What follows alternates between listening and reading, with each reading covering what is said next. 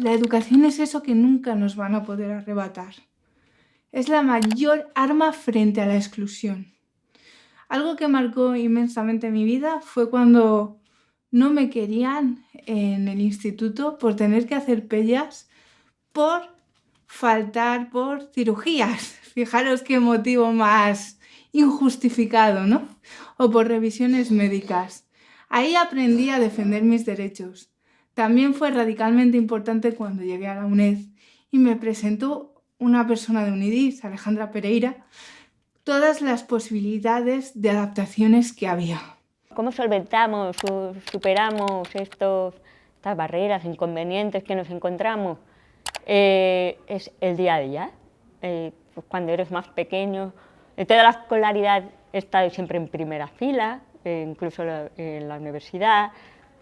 Ayudas técnicas, lo que era la emisora de frecuencia modulada, para poder acceder a las explicaciones del profesor, que eso es a partir de la universidad, porque obviamente la discapacidad es tu compañera de viaje. Ella envejece contigo, cada vez pues no es que oigas mejor, oyes peor, con lo cual con el paso de las etapas pues vas encontrando que tienes que solventarlo y de manera diferente, no siempre igual, ¿no? Los hitos vitales son los mismos que para cualquier persona, o sea, lo que es el tránsito a la universidad, o tu primer trabajo, o un cambio de trabajo, los hitos son los mismos.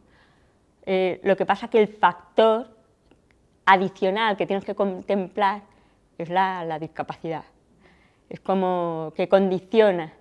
Hay veces te favorece, por ejemplo, yo estoy en la UNED porque en el año 7, que es cuando el año previo a la creación de UNIDIS, se aprobó por Consejo de Gobierno la creación de un servicio que atendiera a los estudiantes con discapacidad. Y la condición era que uno de los trabajadores tuviera discapacidad.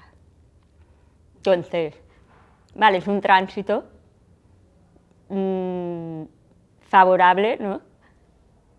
Pero que a lo mejor te cuestionan, ¿realmente fue mi currículum o era la imagen institucional? La educación es posibilidad, es oportunidad. A mayor educación, mayor inclusión laboral. Todavía nos queda mucho por hacer, pero con la educación no se nos cuestiona nuestra valía. Sí que es verdad que muchas veces nuestra discapacidad es visible, pero sea visible o invisible, la educación siempre cambia la estructura mental. No solo te da poder para defenderte, sino poder interactuar de igual a igual. La discapacidad siempre ha sido visible, es notoria, salvo en algunas discapacidades que no son manifiestas, como a lo mejor una discapacidad orgánica o una enfermedad mental, pero casi siempre somos evidentes. Lo que pasa que cuanto menos, mejor, es lo que hemos procurado, ¿no? Tienen que ser buenos ejemplos para fomentar lo que es la idea de inclusión, ¿no? Que hay que tener buenos modelos para poder favorecer la igualdad, derrotar estos prejuicios, pero realmente la realidad de cada persona, de cada una de esas individualidades, socava los fundamentos de la inclusión, de la inclusión idealista.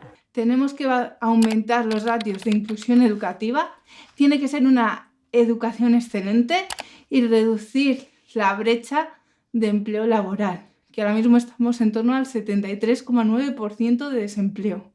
¿Cuál es la solución al desempleo?